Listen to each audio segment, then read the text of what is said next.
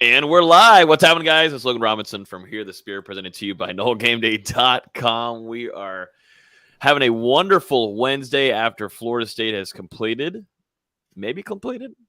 We don't know. Maybe. I don't know. You never know nowadays, but Florida State wrapping up their early signing day just a few hours ago, talking with Mike Norvell and the rest of the assistants. Florida State gets their number one recruit with Hakeem Williams. He signs today, but miss out on one other with Keldrick Falk. We'll get into that discussion in just a few. But with me this evening is Dustin Lewis, our editor-in-chief at NoleGameDay.com. And down below is our lead basketball writer, Austin Veazey. Gentlemen, how are we doing? Early signing day is over. How are we feeling? Wouldn't say that it's over. There could still be something that comes, probably not tonight, but maybe the next couple of days. Obviously, recruits can sign until, I don't know the exact time, but until sometime on Friday. But I would just say early thoughts, kind of mixed reviews for Florida State so far on the opening day of the early signing period. I thought coming into Wednesday, if the Seminoles were able to retain Keldrick Falk, which obviously they were not, and then land at least three of the uncommitted prospects or targets that they were in the running for, they were able to get Edwin Joseph and Chris Otto on board. We'll see what happens with four-star safety and Penn State commit Conrad Hussey. Report came out earlier from the Miami Rivals side that he will not be signing today. So that's something we're monitoring on our end at the moment. It's been a pretty crazy recruitment the past 48, 72 hours ever since he made it to Miami over the weekend for an official visit. So we'll continue to monitor there. But, yeah, I thought it would have been a great day if Florida State was able to get those four names signed. Obviously, they missed out on Keldrick Falk with him flipping to Auburn, and we'll see what happens with Hussey. But, a decent close for the Seminoles, 22 prospects signed so far, 15 from the high school ranks, one from junior college, 6 transfers. And, yeah, they might not be done yet. Yeah, there's still some more to come. I think we all agree with that, depending on what happens with some of these transfers like Cypress and Fisk. We'll see what happens with Hussey. Obviously, a lot of people are expecting that to happen, but got pushed back for some reason. Overall, it's a solid class. I know everyone's overreacting because it's just a top 20 class, but, I think as long as you get a top 20 class plus your top 5 in transfers, you're doing just fine. You're doing what you need to do to be successful. Yep. I might be a little choppy here. It's lagging out for me at the moment. But, yeah, no, I mean, you look at it in the broad scheme of things, Florida State, one thing that they had to do today was hold on to Keldrick Falk. And it kind of came to a surprise that they allowed that for him and his family to go surprisingly visit Auburn on that last day and just kind of slipped through their fingers. And this is what happens. And we've seen that happen before. I go back probably to the year prior. Who was a defensive tackle who I'm missing here who ended up going? Tyree West. Yep. You had the visits locked in. You felt like, that was a Florida State lean. But then at the very last bit there, you allow the visit. And then that ends up becoming a signing to a different school where you had a lot of momentum going there. And because we can get into a whole discussion too on the future of the defensive end room. You were able to bring in your legacy recruit with Lamont Green Jr., which is a big time pickup, and I think the sky is the limit for that kid, and a freak of nature just with his get off speed. But you would have liked to have that alongside with Keldrick Falk because of the talent that you have. That was your number 2 behind Hakeem Williams, your number 2 highest rated recruit in the class. And that's just a big miss there on Florida State's part. Yeah, that was a big blow to the class, a battle that Florida State really couldn't afford to lose, because when you look at this recruiting class, one of the strengths is that defensive line unit. Obviously you've got KJ Sampson there in the interior, and like Logan said, Lamont Green Jr. signed from the high school ranks. Jaden Jones, the JUCO defensive end, who has a lot of potential, signed as well. And I mean, if you get Keldrick Falk, it's looking like a pretty darn good defensive line class. Instead, a disappointing finish to this recruitment. Obviously, Falk committed to Florida State over the summer, and he's got deep ties to the coaching staff here with JP and Mike Norvell, guys like that. Austin Tucker on the off-field staff as well. Some really deep relationships at Florida State, but the in-state Auburn Tigers just recently hired Hugh Freeze, a new staff there in Auburn. And, man, they put a lot of time into Falk. Florida State obviously got him on campus this last weekend on Saturday. He was there for the football-only facility groundbreaking along with his family. And coming out of the trip, didn't think that he was going to be visiting anywhere else. And then he made it to Auburn on Sunday right before the dead period came into effect. And I think that was when Florida State started to get a little bit worried. Weren't able to get an answer from Falk over the last couple of days, pretty non-committal, which is kind of surprising considering how long he was committed to Florida State. And yeah, a disappointing close, and Auburn wins out. Florida State loses their second highest rated commit in the class to the Tigers. It's tough scenes in Auburn too. You got the NIL there, and they've been pretty successful on that front. You add that in there too. That helped. It all collides, man. It starts colliding on you. It was very weird. We'll get to practice observations later, but a very kind of weird situation where at 12 o'clock we were wrapping up interviews, and you've got Coach JP on the phone.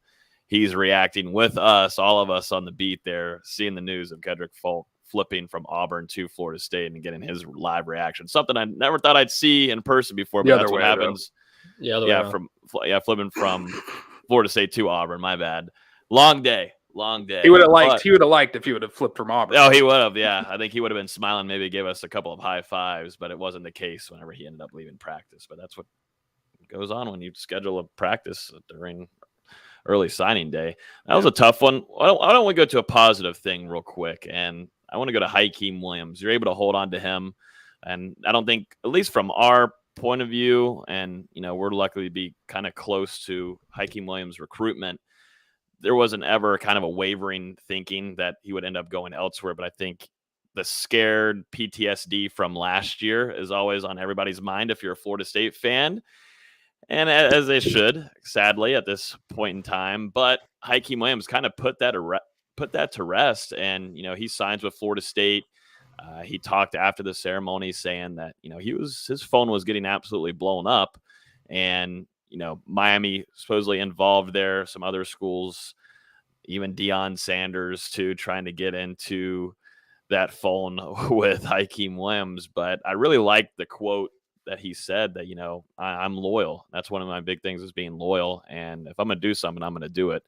And what a big difference that is from another former number one rated recruit in a previous class. Just to have that loyalty is huge. I talked with Coach Dugans after the press conference today, and he told me, I think one of the biggest things about Hakeem Williams is his character, and that the character that he's bringing to this locker room. And then, it's going to show on the field what he does talent wise, but that just goes to show what Mike Norvell and this coaching staff, what they want to bring to build this culture into having success. And, Mike Norvell said at the press conference, they're building something special here and bringing guys, end quote from Mike Norvell, with elite talent with Hakeem Williams is going to do so. But I thought today was just a perfect kind of ceremony there for a guy that has been committed for a very long time, a guy that we thought after committing would go visit elsewhere.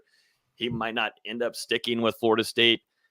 Completely, shushes us, shuts us up, and ends up being a big time, puts on his recruiting cap for Florida State, and he locks things down, and he sticks coming to Florida State games. And look at him. He's now a Florida State Seminole officially.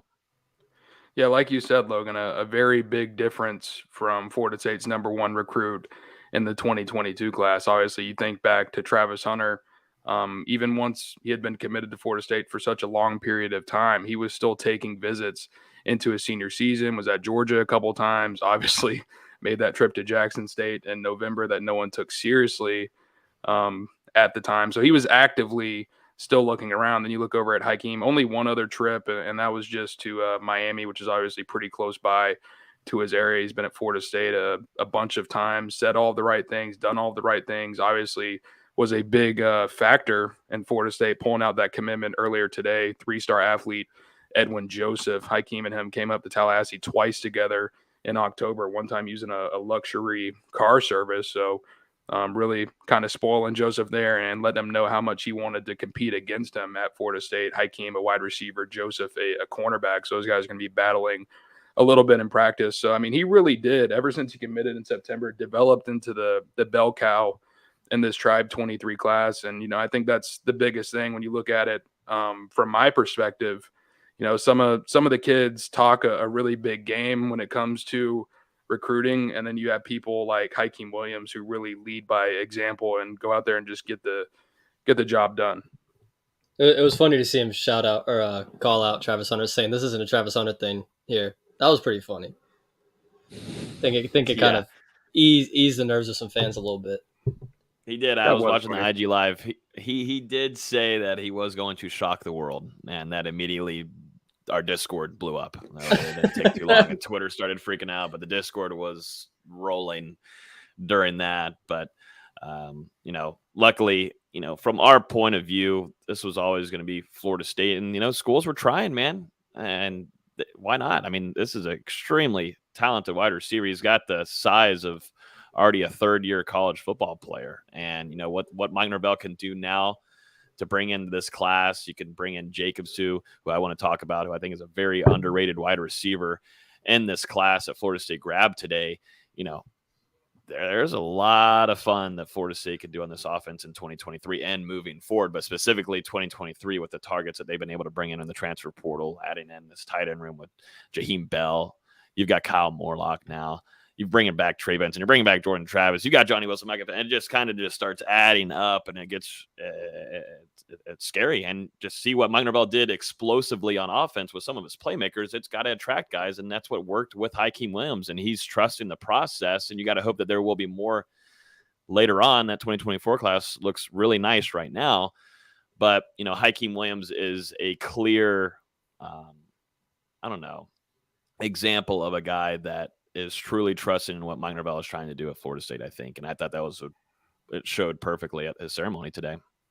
Yeah, and I guess just to kind of close off the Hakeem Williams talk, even though he was committed to Florida State coming into the early signing period, as Logan has mentioned, there were schools still pushing for him, schools that were at the top of his recruitment whenever he did commit to Florida State. Texas A&M, Miami reached out multiple times leading up to today, and Deion Sanders in Colorado continued to try and get their foot in the door. So I think it's huge for Florida State, against programs, at least in Texas A&M and Miami, that have proven that they're pretty competitive in the NIL market. For Florida State to hold on, secure this commitment, the number one recruit in their class, the first 5-star prospect to sign for Mike Norvell at Florida State. And I believe the top-rated wide receiver to come into the program since 2015. A massive win on the recruiting trail for Florida State. Hakeem Williams obviously going to get to Tallahassee in January, going to have the opportunity to go through the tour of duty, spring practice, summer conditioning. So he'll be well acclimated to the college game by the time 2023 rolls around. And despite the amount of talent that Florida State has coming back on that wide receiving core, it wouldn't surprise me if Williams is able to break into that rotation as a true freshman and just continue to increase his role throughout the year. A guy that is going to be hard to keep off the field too, and his future might not be an immediate impact like in Hakeem Williams, but he's going to play a lot of football for Florida State and Garnet Gold. Bendravius Jacobs, Florida State wide receiver commit. I love this guy after I saw him at the elite camp, man. There was a couple players that stood out like Camden Fryer, who's in that 2024 class, but a guy that could get out, have separation, look great in route running. He's just slept on, man. And I know we kind of talked about him earlier today, Dustin, but Jacobs has that kind of elusiveness that you don't get a whole lot. And I think of him kind of like a Pokey Wilson, but I think he has just a higher talent ceiling than Pokey. Really crisp route running, and he'll go up for the ball too. One of those players that you just like watching tape on. I think he's going to play quite a bit for Florida State. I don't know if it'll be immediate, but I kind of slept on. I think too, you look at his size, 6 foot, 170, and going through that COVID year too, there's a lot of different things that might have eliminated him from being higher in the rankings. Also being committed for this long at Florida State and sticking with them adds on to that. It seems like if you wait a little bit longer and you don't commit to anywhere, your rankings boost up. But a guy that was practically committed, shut things down practically, it made sense for maybe he wasn't going up in recruiting rankings. But I think that's a sleeper pick for Florida State, a gadget guy that they can use in that offense in the wide receiver room. Just shows the way that Florida State can evaluate talent, because this was a guy who came in the summer of 2021 and dominated at one of the summer camps that Florida State was holding at the time, picked up an offer shortly thereafter and jumped right on it. I believe at the time, Jacobs, that was his first offer, and he was unranked. And I mean, we've seen the rise that he's made since then. I do think, he was a little bit slept on considering how early he made his college commitment, as you noted. But we really saw him break out in 2022, caught 100 passes for 1,511 yards and led the state of Florida in receiving touchdowns with 21 touchdown catches as a senior. So he really proved it. That ended up getting him promoted to a 4-star prospect. And, this is a guy going to need to get in the weight room a little bit in Florida State's nutrition program. But like you've said, Logan, he's got really high potential. The sky is the limit. And as good as he is on the field, he's also got really high character off the field. And I think you can say that for a lot of these guys coming in the 2023 class. They're going to make some really big impacts on the culture, just like we expect a lot of them to do on the field. Let's go to the defensive line here. Williams asking on Facebook, have you heard anything about any defensive lineman signings today? Thanks. So we kind of touched on a few of them, but let's go through them real quick. D-Lou, Lamont Green Jr., mentioned him. You got Jaden Jones, Florida State defensive end, going through rehab right now, but hopefully expect him to participate, right, Dustin, in the spring, hopefully? Yeah, so he spoke to us following his official visit a couple weeks ago, right now going through rehab from an ACL injury that he suffered pretty early on in the 2022 season.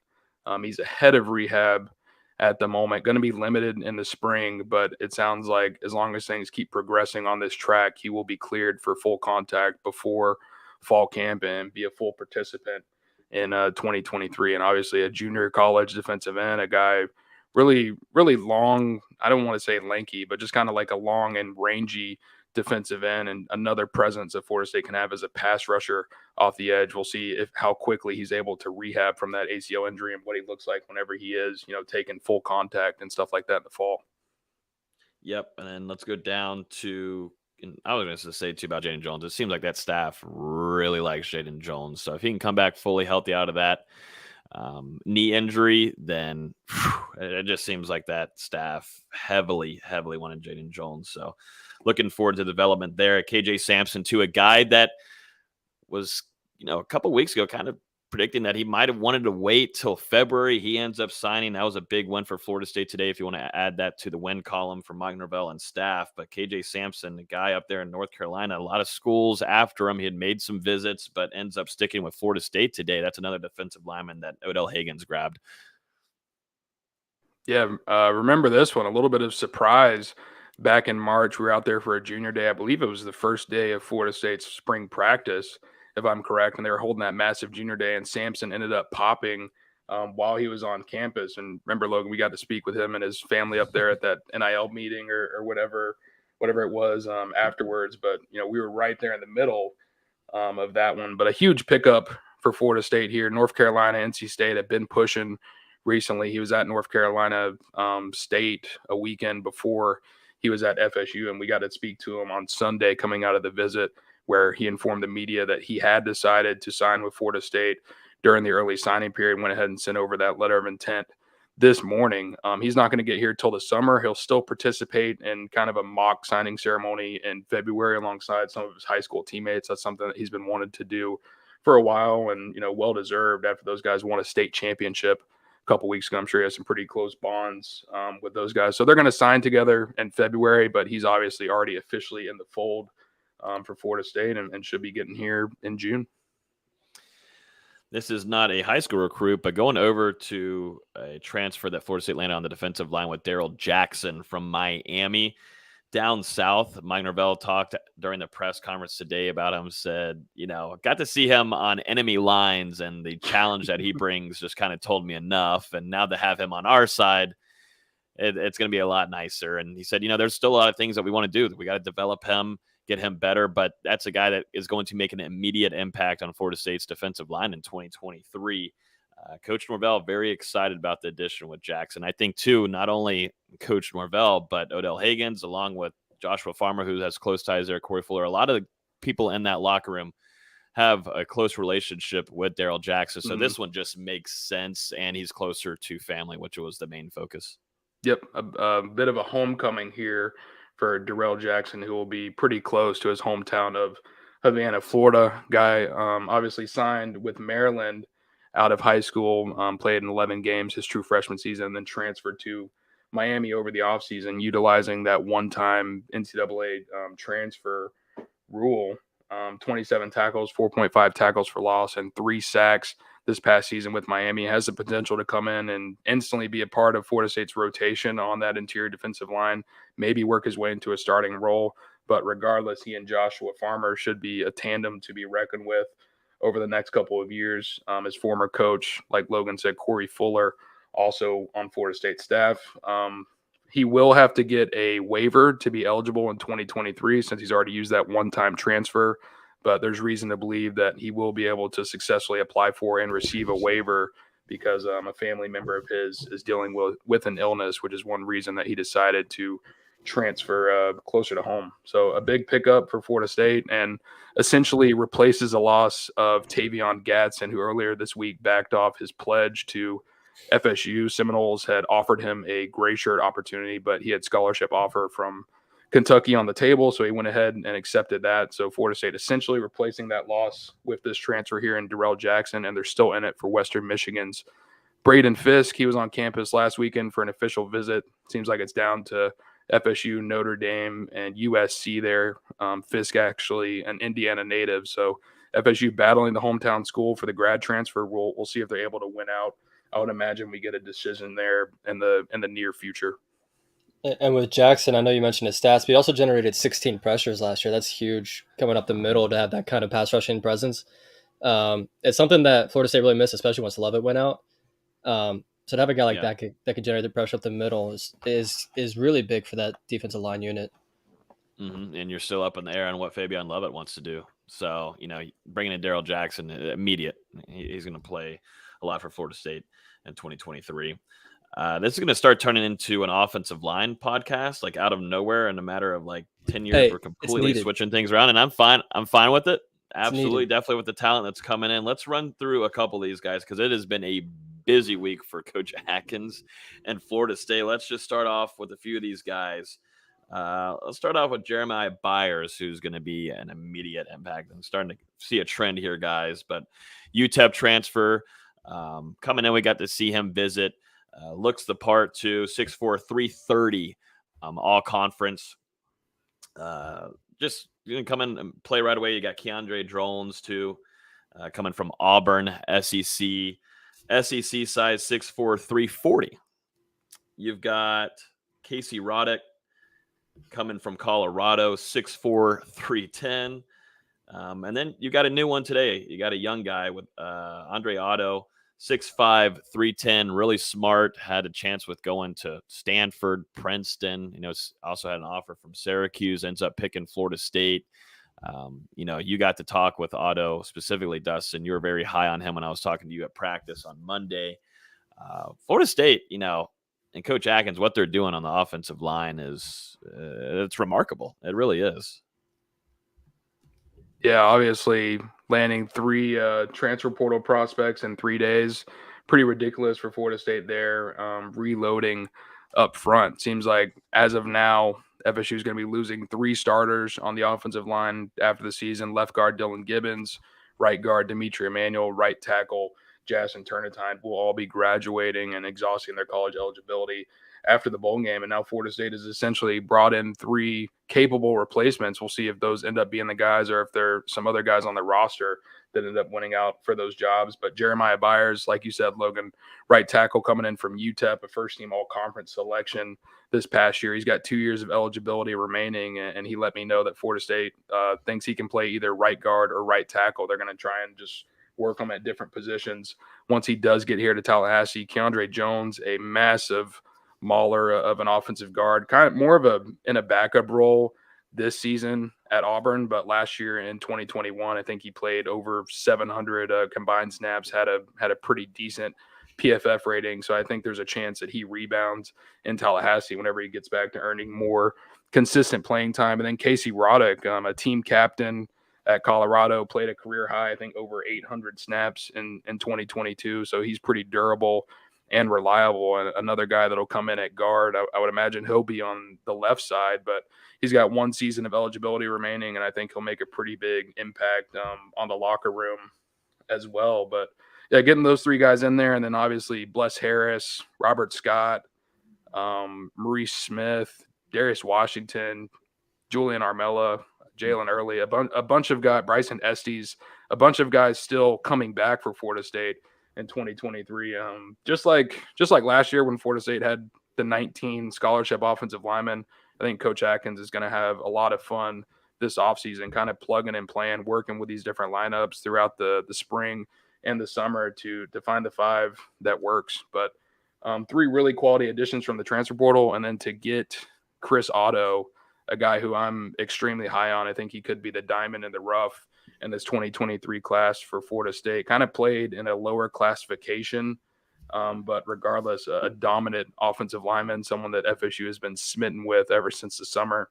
They got a chance to work him out at the Seminole Showcase in July at offensive line and defensive line, and just really loved the kid's mentality on and off the field. Obviously fielded some Ivy League offers, a really smart guy who officially visited Princeton, Stanford, Penn State was involved as well. So some really high academic schools, and he's going to be coming to Florida State to major in film. Not going to be an early enrollee, but I really do think the sky is the limit for Chris Otto. It's not going to be in 2023, obviously, but 2, 3, 4 years down the road, we're going to look back and be like, wow, Florida State landed a gem on a early signing day in 2022.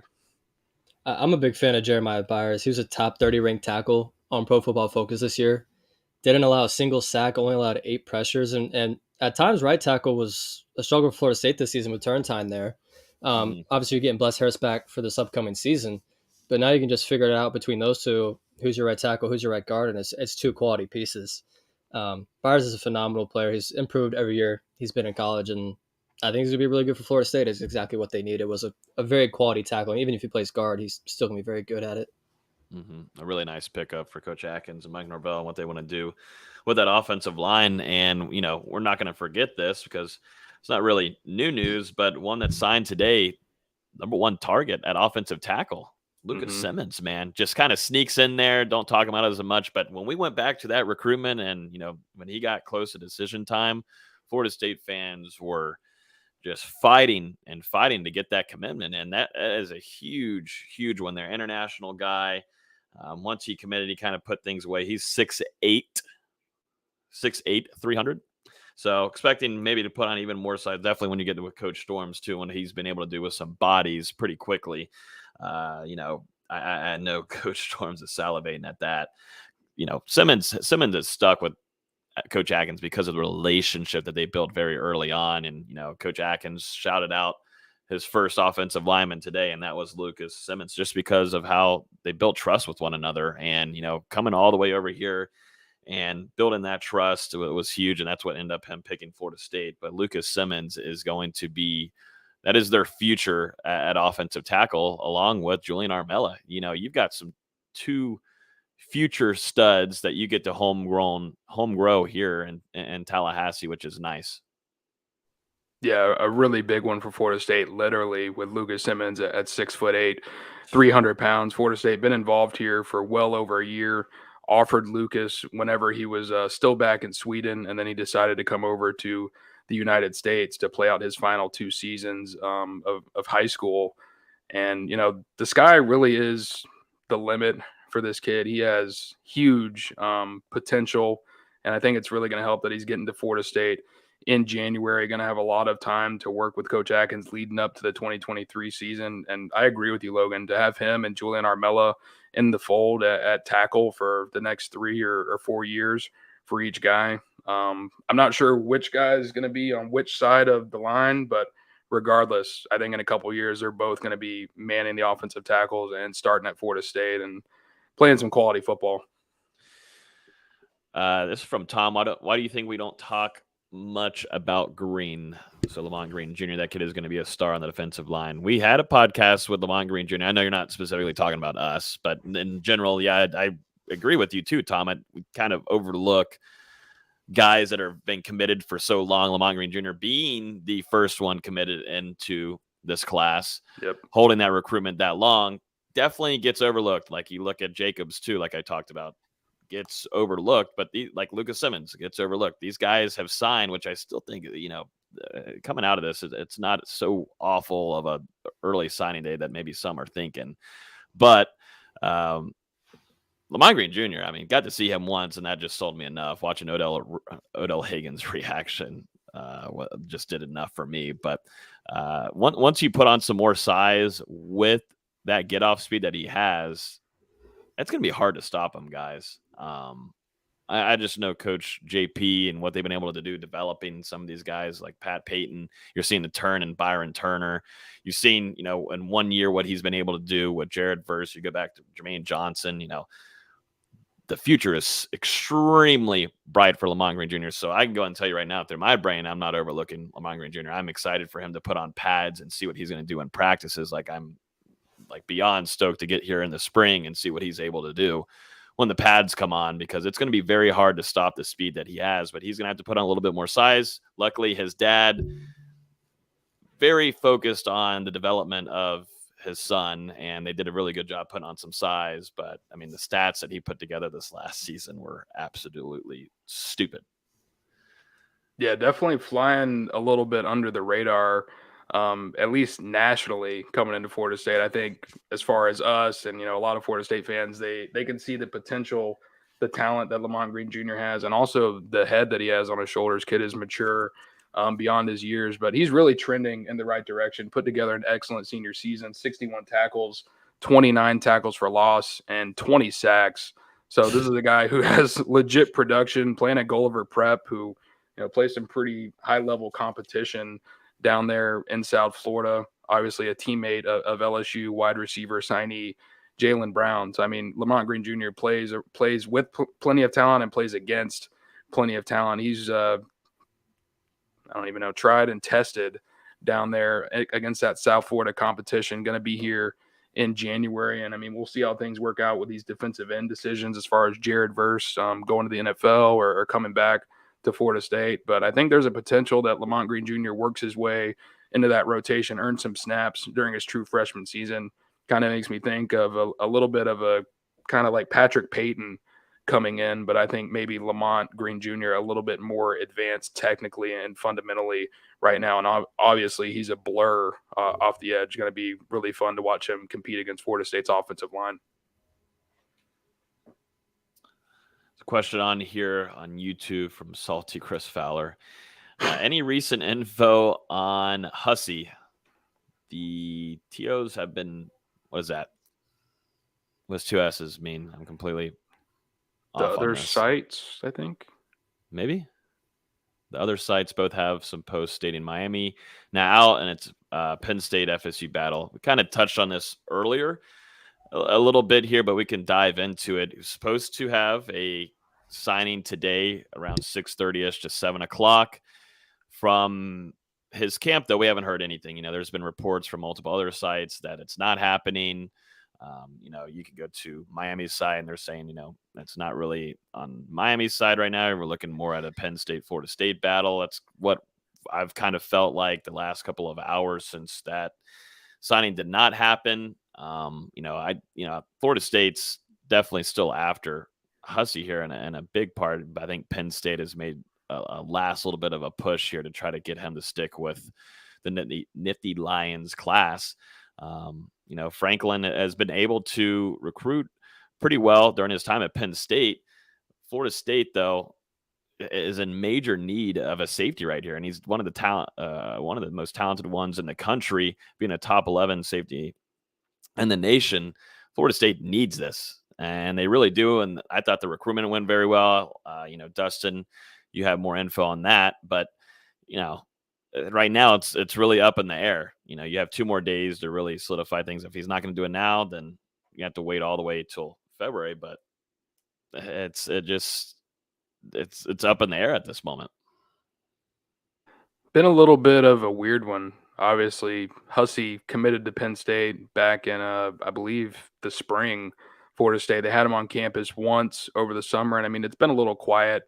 Normally you don't get a bunch of chatter in these recruitments when guys are pledged to other schools. A lot of stuff is happening behind the scenes, and I think that's what we see here with Hussey, with Florida State able to get him in for an official visit 2 weekends ago.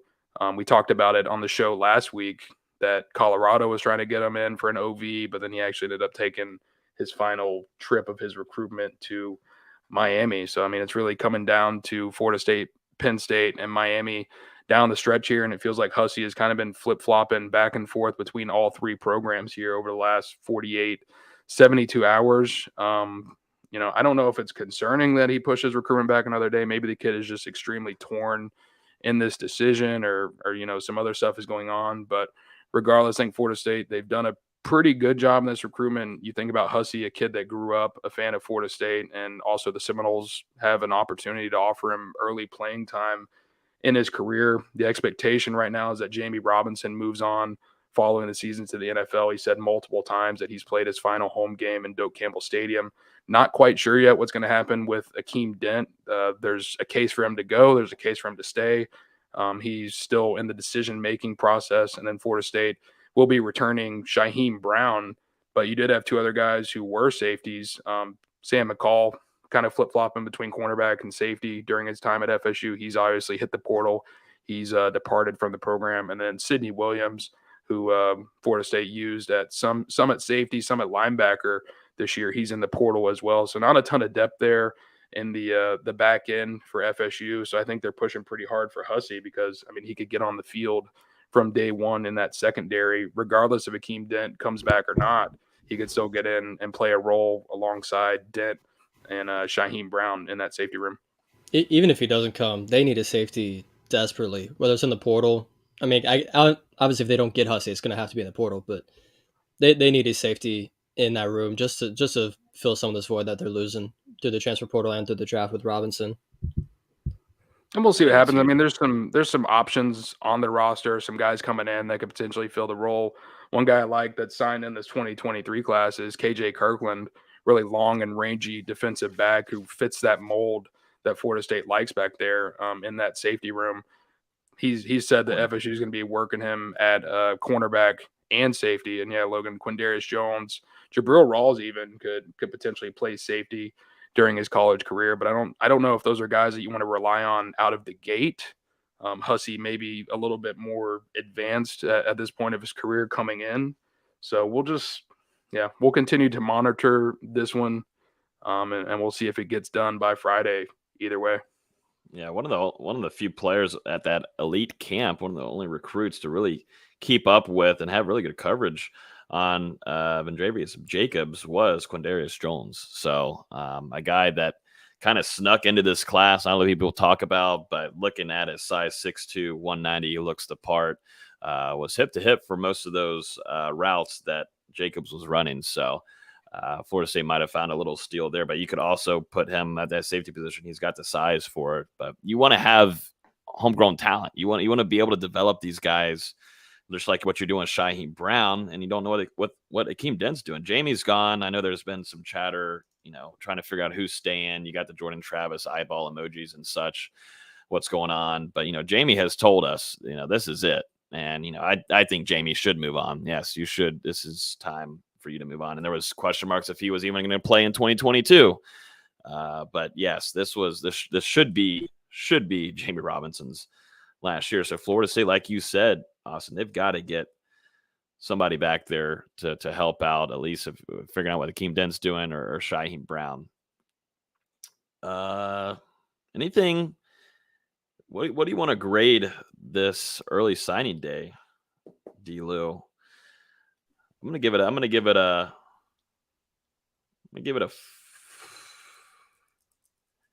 B minus.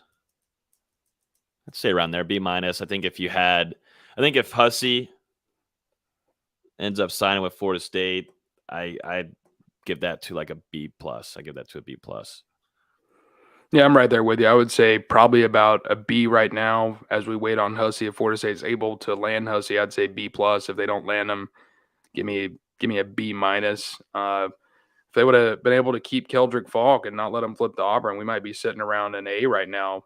I don't want to say I don't think I'd be able to get to an A+ unless they're able to pull off a couple other shockers, like maybe Cameron Robinson or something, or Damari Brown. But both of those guys obviously were trending in different directions entering Wednesday. But I don't agree with all the doom and gloom. I think Florida State, they've satisfied some needs on the roster, obviously, especially at offensive line. We haven't even mentioned the tight ends yet. I guess you talked about Jaheim Bell a little bit, but Kyle Morlock as well. You got 2 starting caliber tight ends coming in. You got Blake Nicholson signed. You got your quarterback in Brock Glenn. So Florida State, you got 4-star running back and Samuel Singleton coming into a room that's already stacked. I know you didn't get Cedric Baxter, but that wasn't a realistic thing once Trey Benson said that he was coming back to FSU in 2023. He's going to obviously soak up a lot of the snaps for Florida State. So all in all, pretty good class for Florida State. They got 4 DBs as well, might get a 5th with Hussey. I think Edwin Joseph is a guy who's trending in the right direction, a sleeper recruit who had a really good year down there in South Florida for Chaminade Madonna, a powerhouse who won another state title. So Florida State, they're bringing in some talent. And I think the main thing is a lot of these guys have won a lot of games, whether it's at the high school level or in junior college with Jaden Jones. His team got really deep into the junior college playoffs. Some of these transfers, these are guys who are proven winners, and they're coming to Florida State to continue pushing this program in the right direction. Right now, sitting with, I think, the number 17 overall recruiting class, according to 247 Sports. Maybe that's a little disappointment after a 9-3 regular season for Florida State, but I think we've preached from the beginning here that the success during the 2022 season is going to pay off more in this 2024 recruiting class than 2023.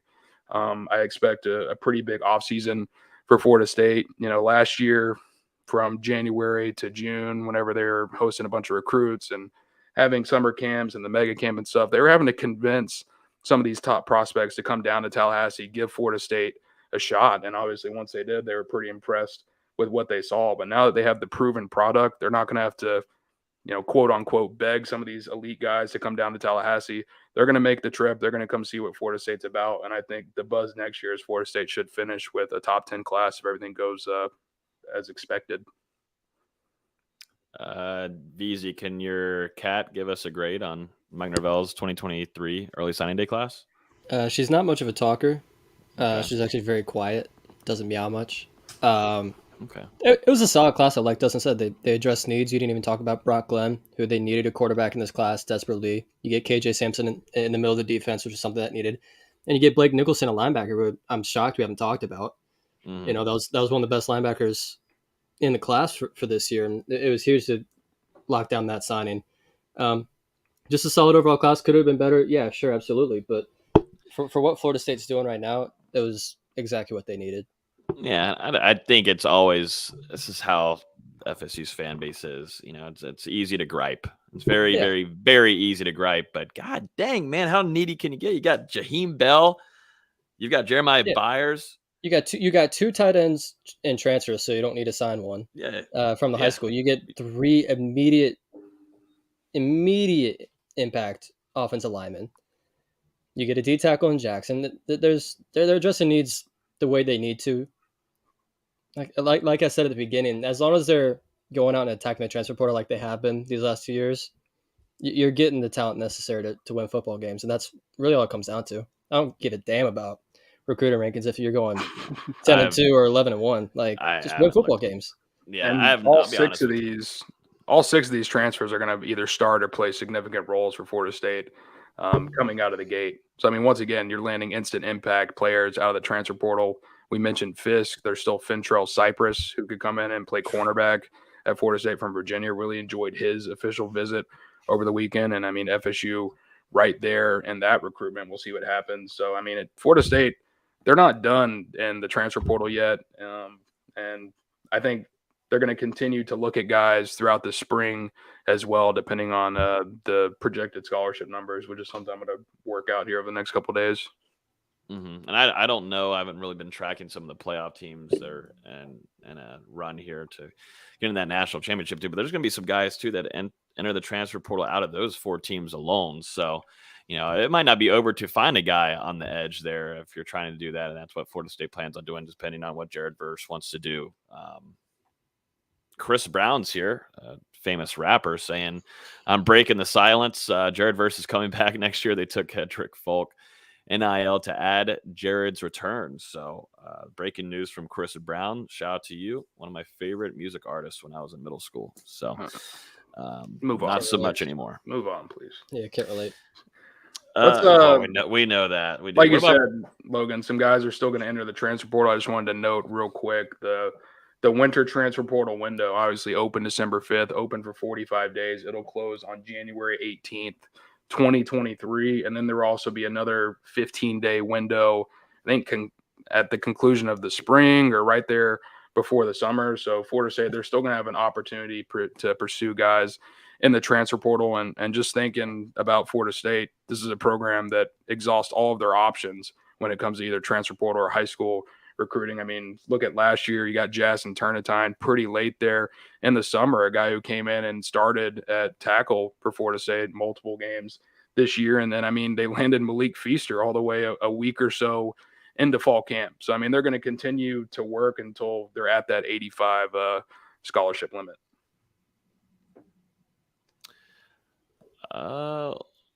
Jump through a few questions here in the chat. This one's from Keith. I have a feeling you're meaning Trayshawn Ward here. Is Trayshawn Ward coming back? This one, in my opinion, is a toss-up to where a few other ones. I was a little bit more positive about Trey Benson coming back than Trayshawn Ward. I know Trayshawn Ward, he's out here practicing. He will be participating in the bowl game. In my opinion, it's pretty much sold. Trey Benson, RB1 2023. That's just how it's going to be. And, Mike Norvell likes to use multiple running backs. That's just the case. But right now, that room is absolutely loaded. If I'm Trayshawn Ward, I would take listening to some other schools if there's potential opportunities elsewhere. Definitely, if I'm going to get more playing time, if I am going to be a solidified select RB1, I do take that offer. Trayshawn Ward is really, really talented, guys. Really good for the locker room as a dynamic running back. And he was, it took Trey Benson a couple of games, really through the first quarter of the season to kind of get going there. Trayshawn Ward was your go-to back and was finding the holes better and a little bit more patient. But now Trey Benson has taken that role and he deserves it. I really, in my opinion, I don't right now see Trayshawn Ward coming back next season for Florida State, but that could change. But I'm more of wanting him to get the opportunity that he deserves. And that just doesn't seem like that's going to be the case, definitely after the injury that he suffered and that kind of being dialed back from playing time out there. The injury definitely set him back. Ever since then, Trey Benson has kind of asserted himself in that running back room. And, I mean, Lawrence Toafili is just too valuable as a gadget guy who can impact the running game and the receiving game to, take out over Trayshawn Ward. So, I mean, I really feel like the injury hurt him as far as playing time. And, the other guys have just taken advantage of the opportunities that they've been given with Trey Benson, Toafili, Rodney Hill coming back. You've got Keisaiah Holmes on the roster right now. We'll see if he gets elevated to a scholarship over the offseason. And then Samuel Singleton coming in. I mean, that running back room, just absolutely. CJ Campbell is still there. I mean, it's an absolutely stacked backfield for Florida State going into 2023. And I just don't know if there's enough opportunities on the table for Trayshawn Ward at the moment. So, yeah, like you said, it wouldn't surprise me if he looks around a little bit and maybe tries to find a program where he can be the guy in 2023 and then work his way to the NFL. But I mean, regardless of what he decides, I think we've got to give our props to Trayshawn Ward coming in as a walk-on, fighting his way to a scholarship at Florida State. And I mean, battling in the lineup the last two seasons, a primary backup to Jashawn Corbin a season ago. Very big piece for Florida State this year before he suffered that injury on the road at, was it North Carolina State? I believe it was North Carolina State. So, just really appreciate the effort that he's put in on the field and also in the locker room, because that's a really high character guy. And even when he was out with that injury, he was sitting there working with those running backs every day, Trey Benson, Lawrence Toafili. Even though it's a competition, those guys are extremely close with one another. And, we'll see what happens there. Yeah, and he's the Spear alum too. Had him on here to talk about him earning that scholarship too. So great a great young man. So, and like I said, he could come back next year. I'd love to see him in that, but I also want him to get the opportunity that he deserves. He deserves to find somewhere if that's the case. So, and I think that's exactly what Mike Norvell would want for him too. So, we'll see what ends up happening with 8-Ball. Keith also has another question here. This is going to be the fun one. This is how it's going to be for the next couple of weeks here. Marvin Jones Jr., former big-time, major on top of the board for Florida State last year. Couldn't land him, goes to Georgia. Obviously, legacy recruit from dad Marvin Jones, Shade Tree, the best linebacker in college football history, but ends up going with Georgia here. Hasn't seen a whole lot of PT. I don't know really what the depth looks like there, who's ahead of him, who's projected to play next year in defensive end room. I'll be honest with you, I've not done a whole lot of Georgia depth chart digging, but this one's just a dream, I feel like, for FSU fans at this point. I mean, dream. The stars got to align. Avatar 3's got to come out before 2040. Like, everything's got to happen here for Marvin Jones Jr. to come back and be a Florida State Seminole and wear garnet and gold, in my opinion. It would be nice. Absolutely. Of course. Definitely. If we're talking here, you lose out on Keldrick Falk, yada, yada, yada. But first, he's got to enter the transfer portal. And I think there's just I just don't see that happening. I think it's just FSU fans wanting to make it a thing rather than would it make sense for Marvin Jones Jr. to do that after 1 year of being at Georgia. Like, why would you just say, nah, screw this? Because, I mean, they're about to be playing for a damn playoff game and probably a national championship again. Yeah. I don't really like to speculate on if someone's going to enter the transfer portal. If they enter the transfer portal, we can talk about them. Marvin Jones Jr. only played, according to PFF, 49 total snaps at Georgia this season. But, I mean, you have to think the kid knew what kind of room he was going over there into that Georgia defense. And they brought back a ton of guys. They lost some guys, but also brought back some talent from that national championship team a year ago. And, I mean, even though he played a reserve role this year, could very well get into the rotation at Georgia in 2023 or 2024. I don't really know. I don't really pay attention to Georgia or recruits that don't sign with Florida State. So best of luck to him. If he enters the portal, we'll talk about it. Yeah, unfortunately, this is no game day, not Georgia game day. So yeah. Well, I was going to say, too, I honestly don't want him to enter the transfer portal because our chat will look like, oh my God, I know. It'll be like the Dustin Hill chats all over again. There will be that, and maybe even more. I mean, guys, the Marvin Jones chat, let's be honest, that was nonstop 24/7. So I'm hoping that he doesn't enter the transfer portal just for our sake for this show, because we would have to start off the show immediately. We have no new update on Marvin Jones Jr. Welcome to Hear the Spear, presented by every single week for months. That's exactly how it would have to be, but it is what it is. Is what it is. Well, hey, Travis Hunter's in the transfer portal. No. And Kevin Coleman. No. Wait, yeah, he got his 100,000 subscribers. I can't believe that happened. Like, he went from 71,000 to 100,000. He had to bot those followers, right? There's no way. No, there's idiots out there. There are idiots. You're telling me there's 30,000 people that go, oh my God, I can't wait to see him go to Colorado. Like, every news outlet put out a piece about it, like, Travis Hunter asks for 100,000 subscribers, and he'll announce where he's going. Like, it's quite obvious where he's headed.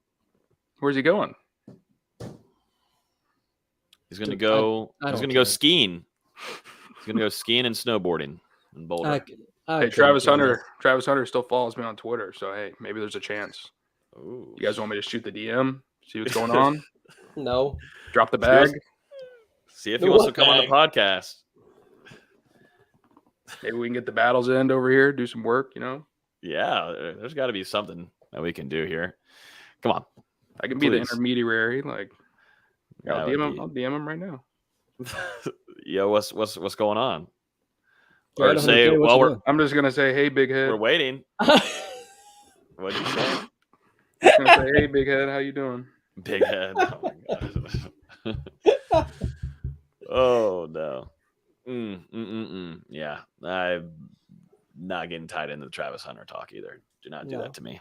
Don't do it. Nope.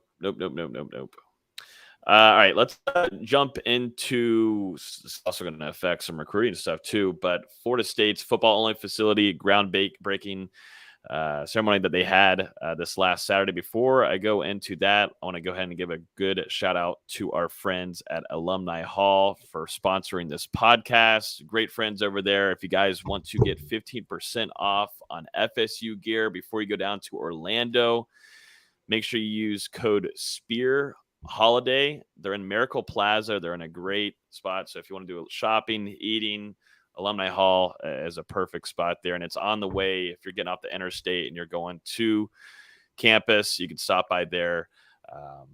They're doing a great job. I mean, all the gear that they have, a lot of the FSU gear that some of the coaches are wearing are now over there at Alumni Hall too. So I'm not going to say every piece of item that Mike Norvell wears, though. That man has a gigantic wardrobe of long sleeves that FSU fans always tweet at me like, where is Mike Norvell stuff? Alumni Hall does have a wide variety of things there for you guys to grab. They've got drinkware, hats, wall art, even if you're doing some decor in the house. So highly suggest giving Alumni Hall a shot there if you're going to go grab some FSU gear. Also, if you're an FSU student or you work at FSU or in the military, you can get 10% in store every day. So make sure you guys go show your ID at the cash register. Alumni Hall always hooking it up. So appreciate them supporting our show here and sponsoring it. So like I said, make sure you guys use Spear Holiday. It's going to work all the way through December 24th. So if you're looking for some last second grabs like I always am, I literally am having to go like Christmas shopping tomorrow. So make sure You're you one guys. of those, huh? Yeah, I'm gonna have to go to Alumni Hall. But I got a discount code to use now. So Spear Holiday Fullcast. Make sure you guys go use that. Appreciate them supporting here the Spear. Just use the discount the other day for some sweatpants. You know, can't go wrong. Where's the screenshot? I'll retweet it, VZ. Yeah, if you guys, I know there's a few of y'all in the chat that have used the code so far, but if you tweet us at Here the Spear, I'll retweet it, and I'll retweet it on my personal too and get it out there. So appreciate all y'all supporting us. It helps us out too. Actually, I had the wife pick up some stuff from there a couple days ago. Some Christmas shopping. You know, we did it on time, Logan, but you know, we made sure not to use the. You have a wife now. If you didn't have a wife, you would be just like me. Oh, I wasn't there. I shouldn't say we. I should say her. But exactly. There we go. Yeah, I love that. Yeah. But I made sure that she didn't use the discount code, so we paid full price to our sponsor. That's real support right there. There you go. Very nice. Alumni, I'm gonna use that code. But let's jump into this football only facility. I was there for the breaking event, breaking everything imaginable. You had Michael Alford, you had Florida State's president.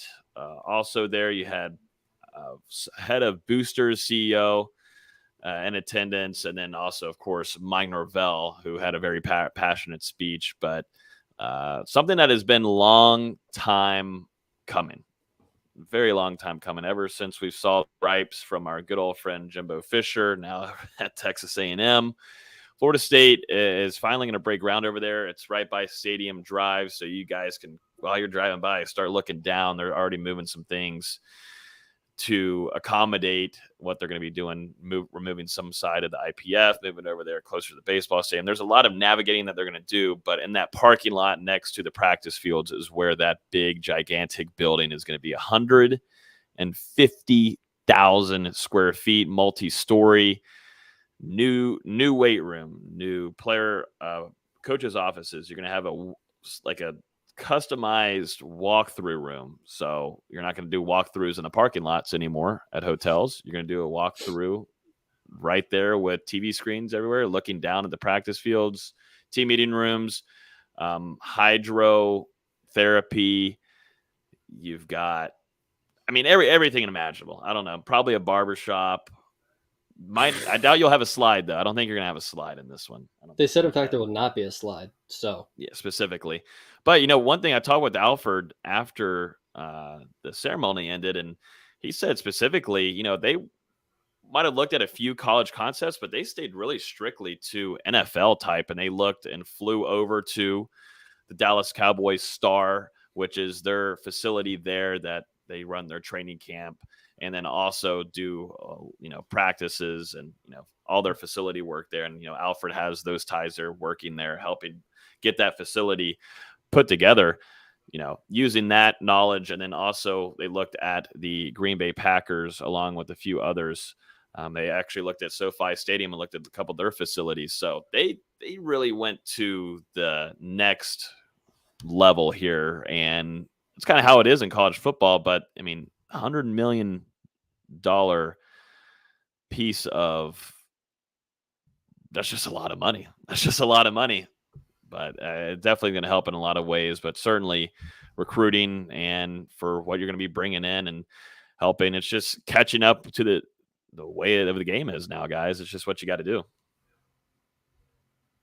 Yeah, it makes sense that they would look at professional facilities. 'Cause, I mean, Alfred spent time with the Cowboys, and was behind them getting some of those facilities. So it makes a ton of sense. And obviously, the end goal is for these guys to reach the NFL. So might as well design facilities after other NFL facilities. I think it makes a ton of sense. Keep it as professional as possible. And obviously, they look clean. They look the renderings you posted the other day, Logan, were really, really cool. I'm sure the players are going to love it whenever it's ready. It's what Florida State needed, even if it is, a decade late. Really big investment for Florida State into the future of this football program. I think it just shows, the investment that they're making into Mike Norvell as well, continuing his future into Tallahassee for, years to come. Right now, the football only facility, I think, expected to be completed December 2024. So some of these guys, I got to see it on Saturday in the 2023 class that signed with Florida State, Hakeem Williams, Lamont Green Jr., a bunch of those visitors who are on campus, they will eventually get to use this facility during their careers at Florida State. And yeah, it just helps push the Seminoles more into the modern age of these facilities. These recruits are always looking for the latest bells and whistles. And I think Florida State, they're going to be able to get there with this facility, along with the improvements that they've also made to the locker room and the stadium at Doak Campbell Stadium. So, and there's still, some improvements to be made there in Doak over the coming years as well. So, I mean, Florida State just making a bunch of investments into the athletic program at a pretty opportune time. Yeah, I'm trying to bring up some photos of this so you guys can get a good feel for what this looks like. Yeah. Here we go. Yeah. This looks pretty nice. I'll just be honest with you guys. I'm a little jealous. Like, come on now. Like, look at this weight room, man. Yeah, Charles doesn't look like that. I could do shit in this. Like, no, we did not. Well, we didn't really deserve it. We didn't really have the only time I was there. I mean, our senior year, we got our first playoff run ever. So we didn't really deserve something like this right here. But a whole new weight room. You got to always do therapy. I don't know what that does for you, but it's got to change your life down there with your legs. We got locker room here. Why are they building another locker room, Logan? Why are they building another locker room, dude? That was so funny. Yeah, people why are freaking out. Why are we just invested all this money in a locker room 2 years ago? There's two separate locker rooms, one in the stadium and one for the practice facility. Chill. I know. I'm like, that the guys aren't going to walk from the practice facility or the football only facility all the way into Doak every time. And then when halftime happens, they're not going to run all the way back into the football only facility across the road. No, they're going to stay in their locker room inside Doak. That locker room's going to be their game day locker room. That's how it's going to be. So nothing's going on with the newly renovated one that they just did. It looks gorgeous. It's going to stay. So no worries about that and where the money's going and all that kind of stuff. I think that's should be parents like the NFL. They go practice at their facility, but then after games, they have another locker room inside the stadium. Here's a good look at. So they updated the front side of it, and audio listeners don't really know what we're talking about here, but you got a big, gigantic spear in front of it. I like this like sleek look over here. This is nice. I don't know what I will mention. They have it from the Tucker Center. I'll just mention it. But, yeah. Off a little bit, but it's fine. It's fine. Oh, here we go. I do like the parking spots. Yes. I don't know where they're going to get that parking at if they're ripping I was apart the thinking parking the lot same to thing. build it on that. I don't know where that is. I'm trying to like figure that out. Here's a hallway that is a very long hallway. Peter Warwick over here. This looks like a nice place to watch some film, it seems like. It's nice and dark. Nice They're the updated best- stuff here. I mean, it's it's the best place to watch $100 film. million. No, it is. I'd love to watch them there. Here's a walkthrough room here. This is nice. You kind of get a good feel. You got your film over here, and then it seems like it's on the second or third level, and you're looking down at the practice fields. Looks like that's downtown. This is a gigantic. I don't know how you can tell that. Facility. And I then can't there's tell if Urban it's on Mirrors. the second floor or not. Looks all the same to me. Yep. This is just my life. I like seeing the little details on things. We've got the hydrotherapy. This is what everybody needs right here is a hydrotherapy. Just seems like it's Man, I don't know. Like That's what I miss. hot I tub really don't. or- No, one's a cold tub and one will be a hot tub, probably. That is what I miss most about working for the Okay. basketball team was being able to use a cold tub after playing pickup. It's the best recovery out there. Is it really? Okay. Yeah. I mean, you got a TV too over here. Dustin, can you see that far? You got a TV. Far right. Where are we looking at? You can watch. Far right corner. I think I can see that blurb. Dustin can't. Like I'm staring. Oh into God, it. I've broken. I've broken. Oh, no. I've broken. I can't see it now. Oh, it's over. And that's just your account. That's not what I want. No, I don't want to see that. The doctor RJP is asking, will there be a case in the new football only facility where we can display our 2024 trophy? I believe they could find a good spot for that. I'll be honest with you. I will be honest with you. So yeah, that is the new football only facility. We'll keep you guys updated on the developments there. I've already been noticing it at practice. They've got the contractors out there, and now they've got the guys where you see on the road where they're getting the camera out, and it looks like they're just standing there. They're just laying out the land, man. That's all they're doing. So, but Alfred did tell us, though, he did say that they are already working on getting in the annex part of the IPF and moving it over closer to the baseball stadium. So things are going on. Things are going on. That's just how it is with Alfred right now. And that's just how it's been. And they're making improvements to baseball, soccer, softball is getting their own kind of like VIP seats and stuff. So Alfred knows what he's doing. I'm just sitting back and watching. So that's expected to be 18 to 24 months.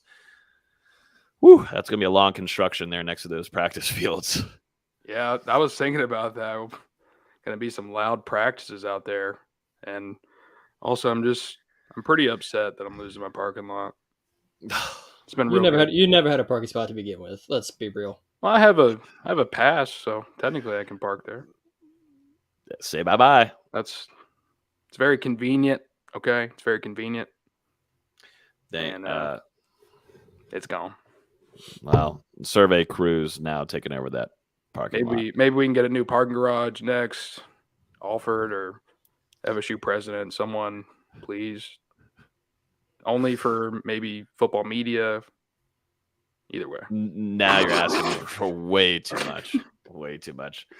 Louis asking here, and hopefully I said that name right. Hopefully I did. Luis. Is the S not silent? It can be either. It could be either. Well, we're gonna need you to comment again for us because I can't say the last name. I can't. Villarreal. But asking here from Facebook, good evening, gentlemen. I'm all for the new additions in Tallahassee. Do y'all believe pouring all this money in the new facilities will keep and hold our players from not entering the portal? What do you guys think?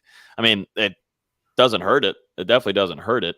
A lot of players, and, you do more talking to recruits, D-Lou, than I do, but I just wonder how much nowadays facilities play a presence, and if they still do, because you saw that surgence of all these other teams across the country building these football-only facilities, and when you saw Clemson build, there's the immediate reaction from Florida State fans, man, we've got to catch up. We've got to do this so that we're not losing out on recruits. And, I kind of started too before that with Jimbo Fisher complaining about the facility and the lack there in funding. But, I don't definitely doesn't hurt it whatsoever, and also keeps your current players and the locker room know that, yeah, this is what we're striving for. And you saw them with current players remodel that locker room for Florida State. It definitely doesn't hurt it, though, for recruits. I think that's the avenue that I would take. It's kind of the expectation from these recruits and transfers and everything to go into a program that has top tier facilities. So, I mean, you either have it or you don't. Florida State, they're on the right track right now, but this football only facility will put them into a new direction with some stuff they haven't been able to utilize before. I don't know that it necessarily stops people from entering the transfer portal, but it's a nice option for Florida State to have. And then at the same time, they're becoming, as we can see, more competitive on the NIL front. Obviously, this new collective started by Ingram Smith, the Battles In, has been doing a really good job of retaining talent for FSU going into 2023. And that's not just only seniors, Patrick Payton, Kevin Knowles, Lawrence Toafili, Rodney Hill, some younger players on the roster who maybe weren't starters this year or significant players, but are going to be significant impacts for Florida State in the future. So I think it's just important for these NIL collectives. They're just getting started now, but as they continue to grow and Florida State becomes just more and more competitive on that front, and, we'll see eventually maybe the state of Florida amends the law where the NIL collectives are able to work hand in hand with the university. That's what we're seeing in some of these other states like Ohio. Ohio State has a collective that's pretty much partnered with them. And I mean, they're working together to go out and make these NIL deals to recruits and transfer prospects and whatever you may have. So if that law is amended in the state of Florida, that would also help Florida State tremendously on that front when it comes to maintaining the roster and also adding new prospects. VZ, I don't know if you want to answer this question from Tom, but he asked, so what happens first? Do they build the facility or the basketball team gets 10 wins? Do I don't want to answer. I'll plead the fifth. Yeah, we'll just move on from this. I'll plead the fifth.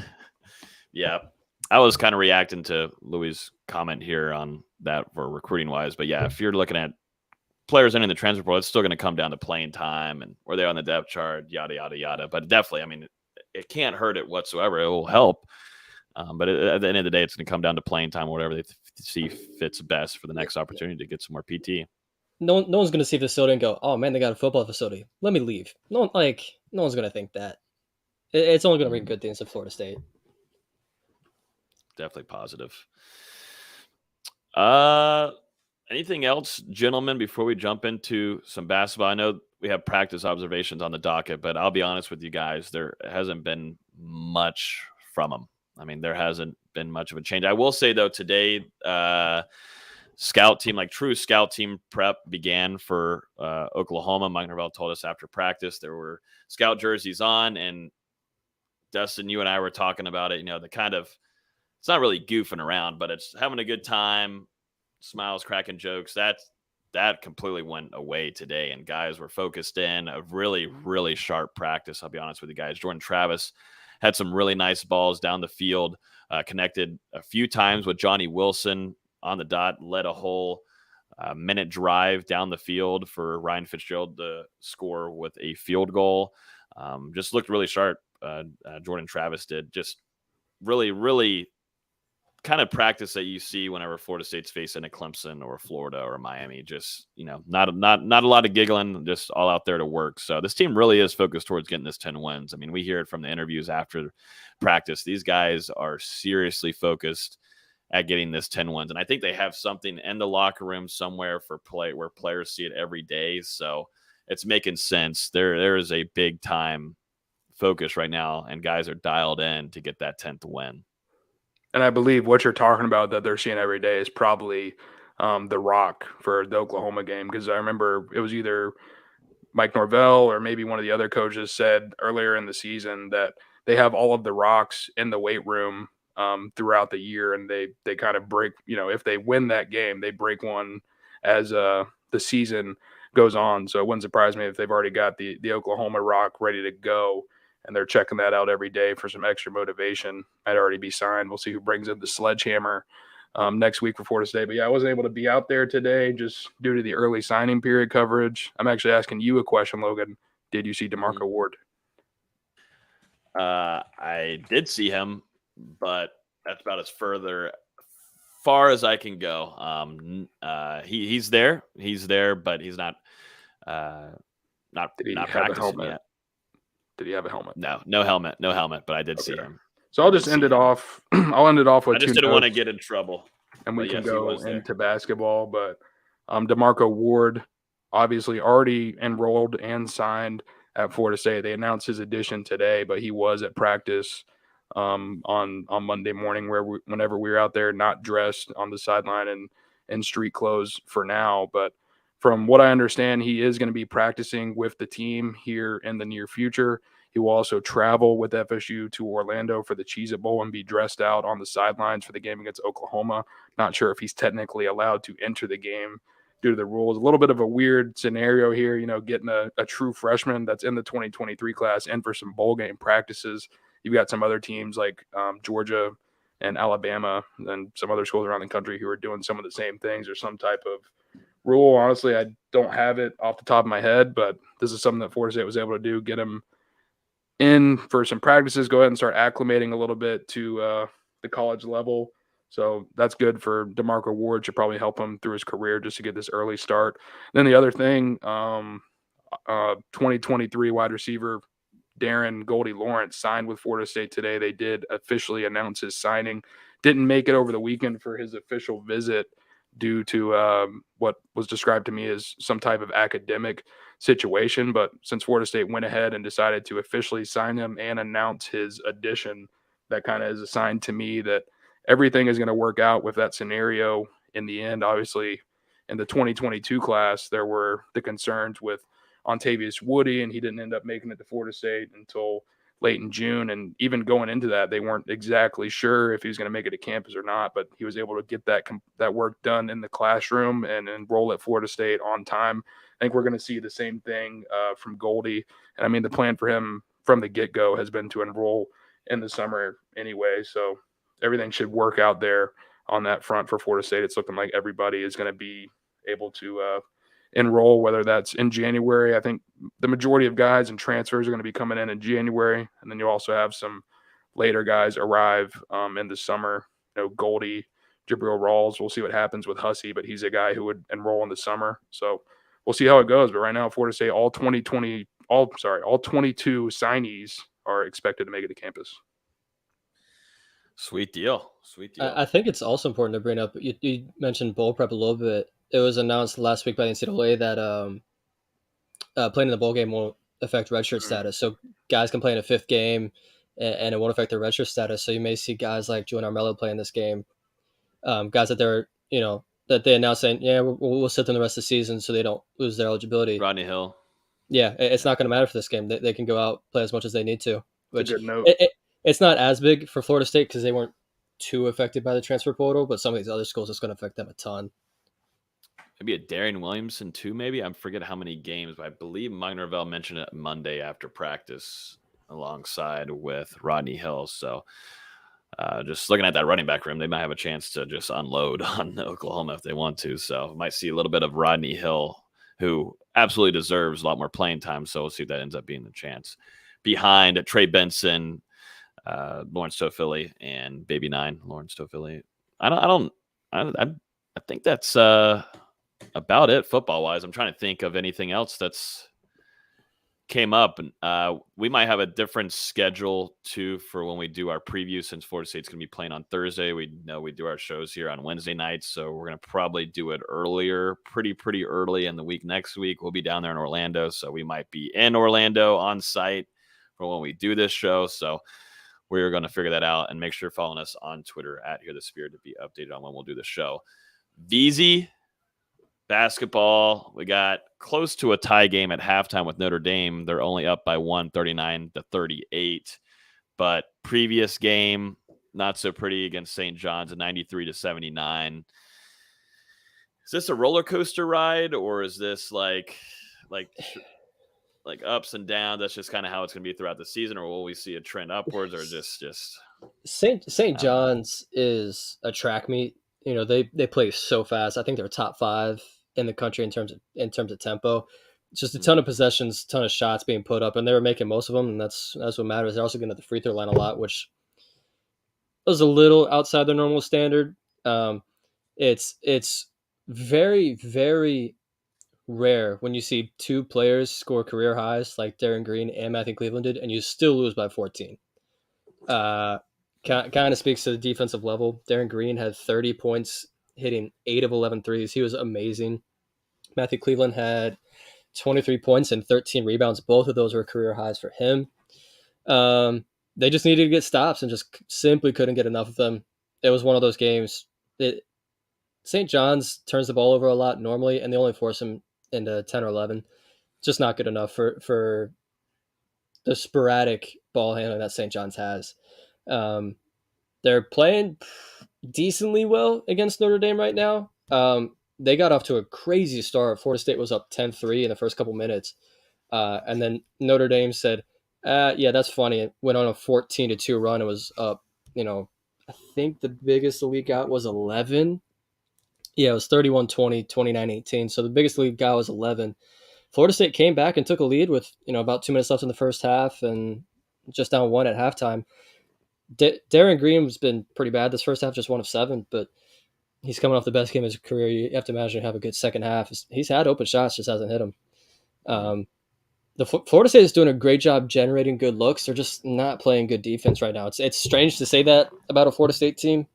In the past, they're like, man, if only the offense could catch up. The defense needs some serious catching up. We haven't seen Naheem McLeod in this game. I don't quite know what's going on there. But you have seen walk on. I've got to pull his name up again because I'm going to butcher it. Friend of my life. Well, I mean, that's a thing, though. This team will fight, and they'll compete with good teams, and they'll get very close, and it's understandable. But yeah, walk on Sola Adebiso, number 51. Super, super athletic freak. I'm not even making this up. When I went to the Virginia game 2 weeks ago, I was just watching warm-ups and talking to the people, and they're like, this 51 kid's really good, super athletic. And then I was messaging someone not even an hour before the game. He's like, this kid just did a windmill between the legs dunk. So he's a super, super freak athlete. Just needs some help catching up with his basketball skills, and he's getting quality minutes against a solid team. I thought Notre Dame would be a little bit better this season, but they've lost 3 of their last 4 to Syracuse, Marquette, and Georgia. They lost to the Fighting Mike Whites. It's not a good sign. Yikesies. What's the next stretch for FSU after this Notre Dame game? After this, yeah, they get some time off for Christmas break, and then they play New Year's Eve at Duke, which I will be in attendance for. Just got approved for that credential a couple days ago. Nice. That'll be good. Then what game is after Duke? I think it's Georgia Tech, right? Yeah, it's Georgia Tech, and then after that, it's the return of Baba Miller at Wake Forest, January 11th. We're close. Ooh, we are getting close. Wow, time has flown by. The light is at the end of the tunnel. We are almost there. I'm still not happy that he's not playing, but we're almost there. Yeah, I'm right there with you. Which he posted. He had a post on Instagram last week that had "Free Baba" spray painted in graffiti. That was so cool. Yeah, where was and that was like in Europe, right? Yeah, it was. I mean, It was somewhere in Europe. If I had to guess, it was in Spain. That's pretty awesome. But it was pretty cool. That is pretty awesome. I just love the national media being on the same page, with this. Nobody's against it. It's at this point, it's ad nauseum. Everybody's talked about it, and the NCAA is not going to do anything at this point. So we're 2 more games away from he'll be back. I'm still pulling for basketball. I'm still pulling. They're fighting, man. They're showing some character, which they needed. Shout out Caleb Mills, has been really good the last 2 weeks. Same with Matthew Cleveland. Really playing quality basketball, and we'll see if that continues here in the next couple of weeks. We've just gotten so used to the successful seasons that Leonard Hamilton has had, and you know what? Sometimes got to have a down one. Florida State football has had 4 or 5 of those. Last couple years. But, it just is what it is. Just is what it is due for FSU basketball to have a full-on rebuilding year. No one was expecting this, though. And, no. Granted, they've been hit with injury after injury, but defense hasn't been great, as I mentioned earlier. Hopefully it comes around once Baba Miller returns, because he's just such a Swiss Army knife and can do literally anything on the basketball court. It's tough right now, especially with no Naheem out there right now, who's, while he's not great, he is a big presence at 7'4", 250. But it hasn't been great. The St. John's game was less than inspiring on the defensive end, to say the least. No, not great. Well, I think that's going to wrap up the show, guys. Y'all got anything more before we send this off? Just keep watching out for Conrad Hussey. Yeah. Who knows what's going to happen there? I literally knew this day would not end like where we would be like, okay, it's over. Cool. Don't have to watch out for anybody. We'll be up in the morning. Keep an eye out for any kind of news on the Conrad Hussey situation there, if he's going to end up sticking with Penn State or if he flips over to Florida State side and Adam or Fuller. Miami. Yeah, I think right now Penn State's made a good push here. How much? I don't know. I could go on a whole Miami rant thing right now, but don't have time for it. Too tired. Yeah, that's gonna wrap things up, guys. Like I said, we're gonna figure out a time for when we're going to do the show to preview Florida State versus Oklahoma, which will be next Thursday at 5:30. We will be down there on Monday to give you guys full coverage all throughout the week with player interviews, coaches interviews, hopefully some practices we can give you guys some intel on, but we'll be doing a full preview show to finish off the season. It's crazy. We are almost there to the end, man. It's been nice, though, being able to talk about a game coming up, too, along with transfer portal, recruiting, early signing day. I can get used to this. I can definitely get used to this. So appreciate everybody listening. It's been awesome to you guys. Also on the audio version, a lot of downloads on there. So appreciate everybody listening on the podcast version, iTunes, Google Play, Spotify. Hit the subscribe button so you get notified every time we release a new episode. Make sure you guys are in the Discord, too. The link is in the description if you're on YouTube. So hit that. It's free to join. A lot of conversations going on right now, as you can imagine. Everybody, enjoy the weekend. We will talk to you guys hopefully early next week. Peace.